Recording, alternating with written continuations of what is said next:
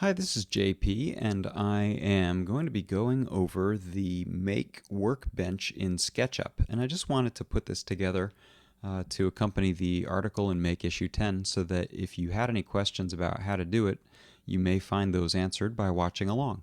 So I'm actually going to be watching along with the magazine here. I'm going to be trying to keep up with all the same steps that I did in that, so you may hear some page turning, but don't be alarmed.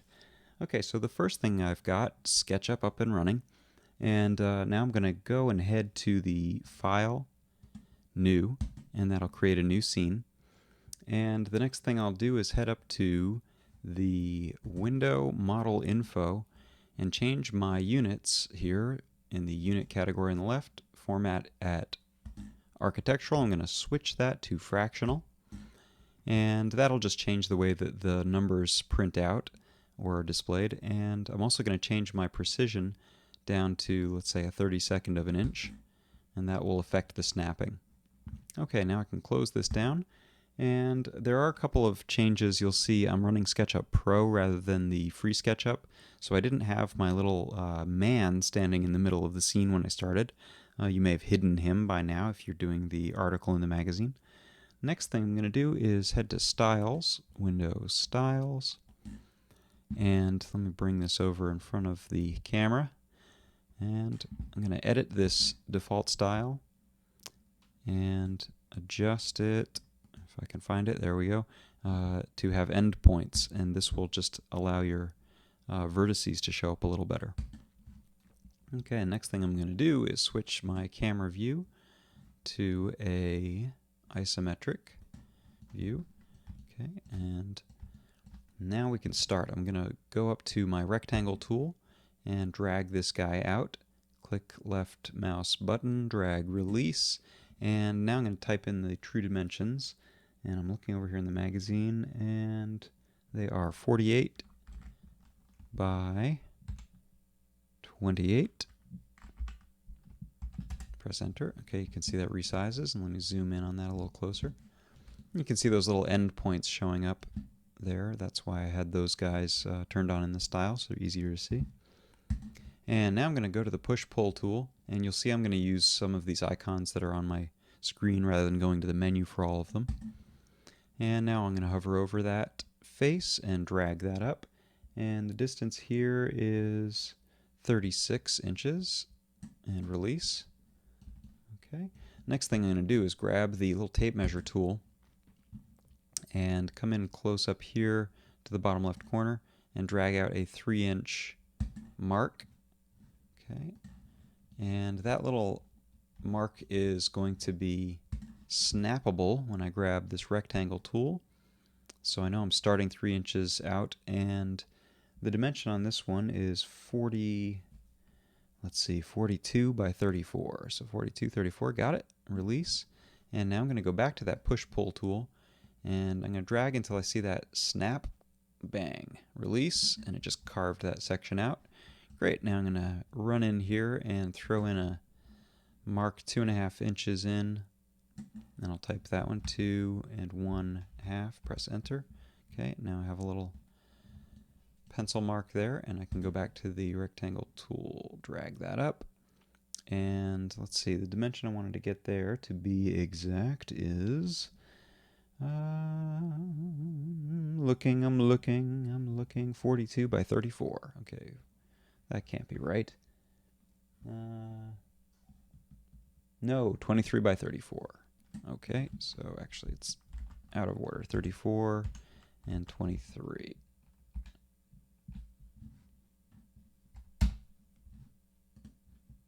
Oh, let me undo that.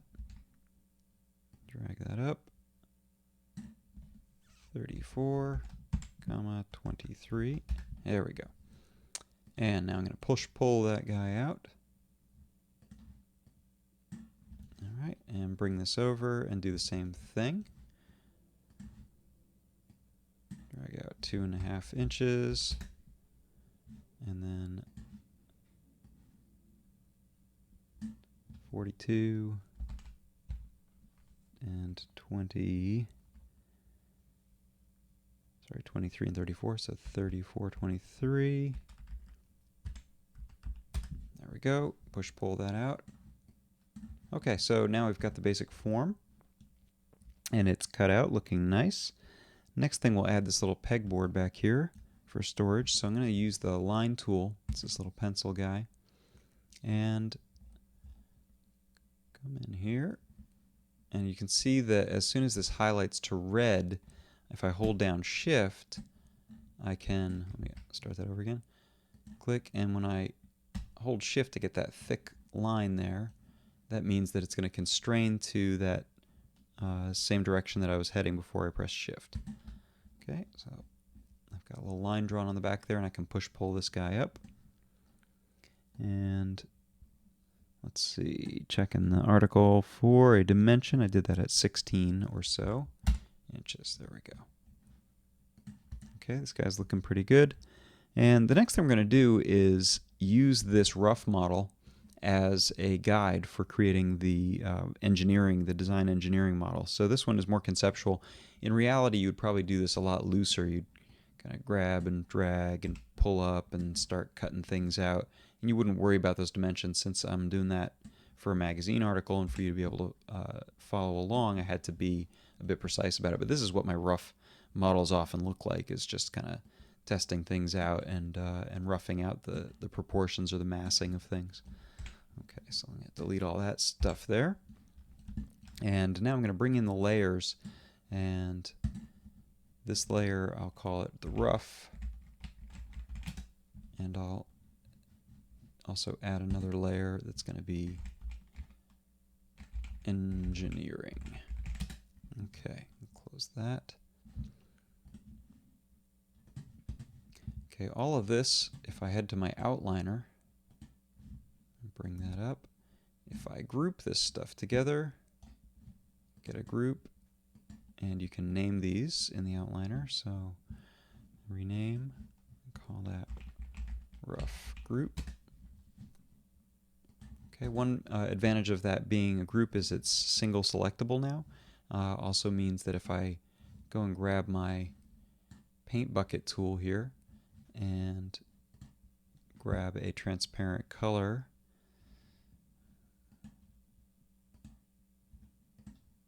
I can dump it on the whole model all at once. And another advantage of having this as a group is that if I select this window entity info, so I've selected this guy, head to entity info, I can drop that onto a group. So I'll put that on the rough layer. And now if I head back into the layers, you can see that it's possible to toggle that on and off. And when I start building up new parts on the engineering layer, they're not going to collide with this guy on the rough layer. Okay, so I'll go ahead and save the scene. Save as, and I'm just going to stick that in my work directory. You can organize this however you like. And I'll just drop it right in here. My workbench. Okay. So the next thing we'll do is in this design engineering layer, we're going to grab some components. So I'm going to head to the window components. I'll drag this on and choose this construction section. And then I'm going to look for the 2x4. There it is, lumber 2x4. And I'm double checking the article if I gave any other specific advice on this. Not really. Okay, so let me go ahead and drag that guy in. Bink. There he is. Okay, and a couple things you can do. One, it's really enormous right now, so I want to cut that down to length. And a nice way to work with this is pretty similar to the way you do it in the real world, is make a little marking with your tape measure tool and then go ahead and slice it down to that height. So for this guy, I'm going to zoom in a little so I can see him. And I want to create a cut 34 inches up. So I'm going to grab the tape measure tool. And whenever you see the little plus sign on the tape measure, you know that you're going to add a mark or a line depending on how you drag. So rather than just getting that information and being happy with it, you're actually going to add a little mark to the scene. So there we go, 34 inches up. Drag that. And now I need to explode this, so I'm going to right click, explode, and that allows me to edit it easily. Otherwise you cannot. So this is much easier on a bigger screen, as you can imagine, but my little 640 viewer will have to do. I'm going to grab the push-pull tool and drag this face down until I feel that stop, and that just stopped on the mark I made with my tape measure. So now I have a 34-inch long 2x4, and now I'm going to go ahead and let's see, after push-pulling it, I'm going to make that a group again. When you want to make something a group, an easy way is to triple click it, and that picks everything that's connected, and then right click and choose make group. Okay, so now I can use my move tool and grab that group and snap it into place. Okay, and the next thing I'm going to do is rotate this. So the rotate tool is a little funky. Pick the rotate tool. You can see I get a little protractor that shows that I'm going to move it along a particular axis. In this case, I want to move it around this Z axis. That's the blue protractor. I'm going to click once to set the pivot point, and then as I'm dragging out here, I'm setting the sort of reference angle. When I click once, I can now move 90 degrees off of that reference angle and get that where I want it. And I'll switch over to my move tool and drop that guy into place. Okay, the next thing here is just to make some copies, and you can use the copy paste. You can also, when you're in the move tool, just press the control key, and that'll put you into a sort of duplicate mode. And do a reselection of that first leg. Get my move tool, press the control key. I'm going to zoom in so I make sure I start in the right spot. Oh, there we go. Drop that over there. And same thing with this fourth guy. Grab this one, move tool, control key, click, drag. Okay, now I've got those legs in place. And now I'm going to turn off that rough layer under Window Layers, because everything else should be obvious from here. Whoops, hey, didn't mean to move that. Go ahead and hit undo. All right, and that's my little mark left over. I see that guy from the tape measure. I'm going to pick that, hit delete. Okay, what's next? To build the frame, I'm going to take a leg, so I'm working with these 2x4s again, and put these guys into a new position after duplicating and rotating them. So I'm going to grab one, and I'll use the rotate tool in this case. So grab rotate, and I want to press the control key so that I'm making a duplicate. Set my start point, reference point, and bring that around 90 degrees. Okay, use my move tool, drop that into place. You can do it. There we go. And instead of exploding it this time to be able to edit it, I can right click and choose edit group. And that lets me get in there with the push pull and pull that face out. Okay, now I'm done editing that, so I just click off the model and back on it. And now I'm going to switch over to the move tool and hit the control key to duplicate. Make a duplicate over here. I'm going to switch over to my rotate tool and make a copy of this guy. Control key and swing that around 90 degrees. Move tool. Now I'm going to edit that group. Push-pull tool. And you can see here I'm actually not using the menu or the icons for a lot of these. I'm actually just using shortcuts, keyboard shortcuts. And you'll find that life is better and faster once you get used to a few shortcuts that you use a lot. Okay, so I've got this top frame, and what I'm going to do is shift select all the parts, right click, make a group, and now I can grab this guy and use the move tool again. Use the I'm going to control drag that down below. I actually want to make a mark first of where I'm dragging it to. So grabbing my tape measure and heading from the ground 6 inches up. Okay, so now I have a little mark there. You can barely see it. There's my little mark. Grab this guy and use the move tool, press Control to duplicate, and now his bottom is 6 inches up from the ground. Alright, so I'm going to hit save. It's looking pretty good, and now I want to grab a component, some 3/4 inch plywood to stick on the top. And so window, components, head over here. Is there a piece of plywood? Oh no, there is not. So I want to go and get a model from the 3D warehouse. You can see the tooltip here. Okay, so I'm going to head there, and I think I had some advice in here on what to type to look for. So it's actually a search term is going to be 3/4 inch thick plywood. Let's see what we get. Hey, look, there's some. So a 4x8 3/4 inch thick plywood. I can click download model, load it directly into my SketchUp model. Yes, I would love to. And there it is. Let me move this component view out of the way. So I can drop that guy right on top. See how easy that is. I love that.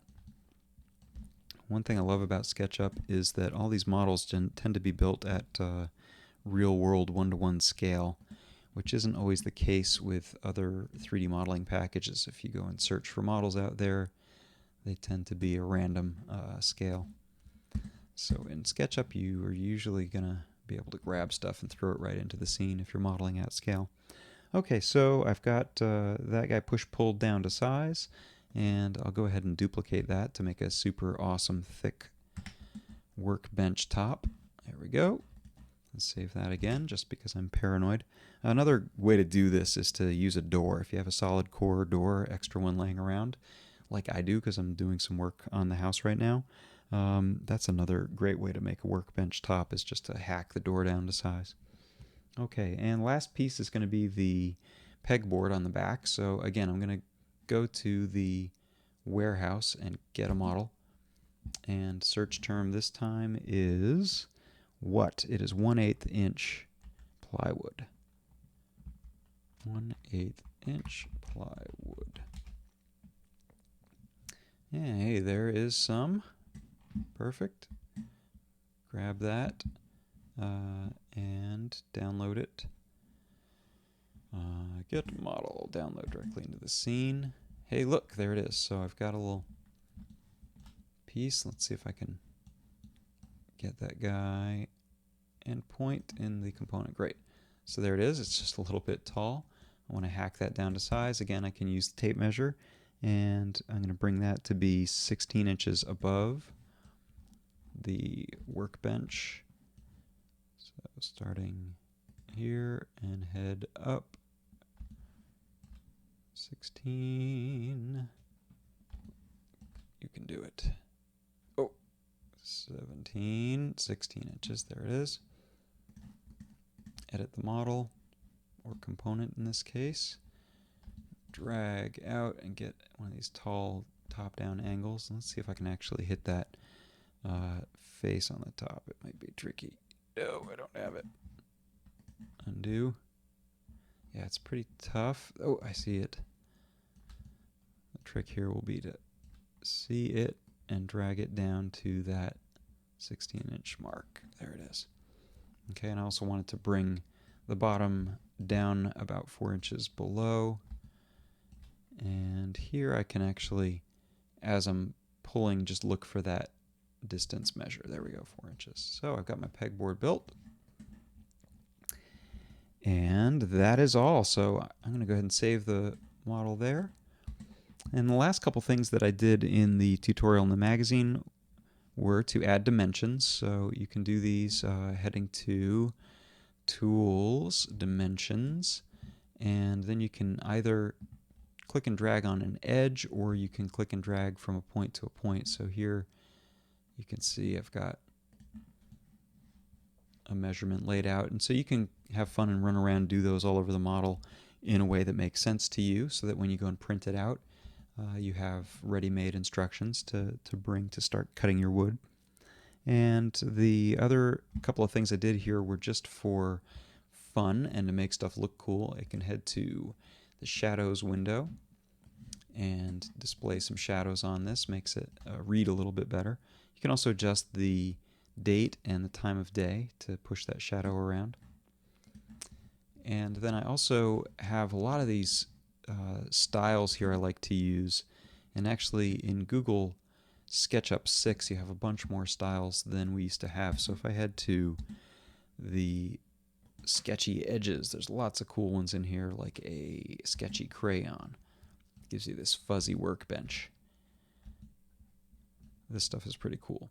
You can also look for, look at that. And there are some color sets too. So you can get, here's the blues one. Dig that. And assorted styles. Here's that blueprint look. So anyway, I hope you've enjoyed this, and I hope it's helpful in conjunction with looking at the article for step-by-step instructions. I always think it's great to watch someone using the software to figure out what it actually looks like in practice. So thanks again for tuning in, and I really hope you enjoyed this video tutorial.